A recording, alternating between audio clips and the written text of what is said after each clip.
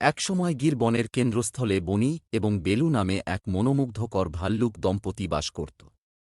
তারা গভীর প্রেমে পড়েছিল এবং সিদ্ধান্ত নিয়েছিল একটি বিশেষ যাত্রা শুরু করবে, বিয়ের যাত্রা। বনি, একটি বড় এবং আদুরে বাদামি ভালুক, বড়দিনের জন্য প্রস্তুত হওয়ার সাথে সাথে হাসি থামাতে পারেনি।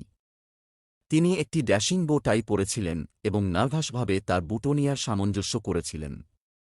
এদিকে বেলু, একটি সুন্দর সাদা মেরু ভালুক, তার চকচকে গাউনে প্রস্তুত হচ্ছিল তার গিগলিং ভালুক বধূদের ঘিরে। সমস্ত আকৃতি এবং আকারের প্রাণী বনি এবং বেলুর মিলন দেখার জন্য জড়ো হওয়ায় পুরো বন উত্তেজনায় গুঞ্জন করছিল। কাঠবিড়ালি, খরগোশ, পাখি, এমনকি একটি বুদ্ধিমান বুড়ো পেঁচা গাছে বসে আনন্দ উদযাপনে অংশ নিতে আগ্রহী। বনের কেন্দ্রস্থলে একটি গ্র্যান্ড ক্লিয়ারিং একটি ভালুকের স্বর্গে রূপান্তরিত হয়েছিল। রঙিন ফুল প্রতিটি গাছে শোভা পাচ্ছে এবং মাটিতে ঢেকেছে শাওলার নরম গালিচা। একটি বড় আকারের বেদির কেন্দ্রে দাঁড়িয়ে অনুষ্ঠান শুরু হওয়ার অপেক্ষায় ছিল। বনি বেদির কাছে নার্ভাসভাবে দাঁড়িয়ে অধীর আগ্রহে তার কনের জন্য অপেক্ষা করছে। বন অর্কেস্ট্রা, বেহালার উপর একটি বাদ্যযন্ত্রের ইঁদুরের নেতৃত্বে, একটি সুরেলা সুর বাজিয়েছিল যখন বেলু তার বাবার সাহায্যে করিডোর থেকে নেমে আসে। পুরো বন নিস্তব্ধ হয়ে গেল, মুহূর্তের সৌন্দর্যে বিমোহিত। বনি এবং বেলু শপথ বিনিময় করার সময় তাদের প্রেম জঙ্গলের মধ্যে প্রতিধ্বনিত হয়েছিল, একটি জাদুকরী পরিবেশ তৈরি করেছিল।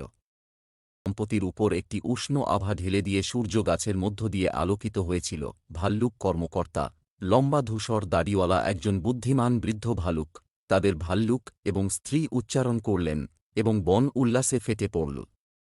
বনি এবং বেলু একটি মিষ্টি ভালুকের চুম্বনে তাদের প্রতিশ্রুতি সিলমোহর করে এবং হঠাৎ আকাশ ফুলের পাপড়ি দিয়ে তৈরি কনফেটি দিয়ে ভরে গেল। উদযাপনটি একটি জমকালো ভোজের সাথে অব্যাহত ছিল, যেখানে মধুর কেক, স্যামন রোল এবং ডুবানোর জন্য মধুর নদী ছিল। বনি এবং বেলু রাতে মিটমিট করে তারার নিচে তাদের বন্ধুবান্ধব এবং পরিবার পরিবেষ্টিত হয়ে নাচলেন। রাত ঘনিয়ে আসায় বনি আর বেলু মন্ত্রমুগ্ধ বনের মধ্যে দিয়ে হাঁটতে থাকে। তারা চাঁদের দিকে তাকালো এবং একটি ইচ্ছা করল, একটি আজীবন ভালোবাসা, হাসি এবং ভালুকের আলিঙ্গনে ভরা একটি কামনা। তাই বনি এবং বেলুর ভালুকসম্মত বিশেষ বিবাহ গির ফরেস্টে একটি কিংবদন্তি গল্পে পরিণত হয়েছিল, একটি গল্প যা প্রজন্ম থেকে প্রজন্মান্তরে চলে যাবে, প্রত্যেককে মনে করিয়ে দেবে যে প্রেমের কোনো সীমা নেই, এমনকি বন্য প্রাণী, সবুজ জঙ্গলের হৃদয়েও।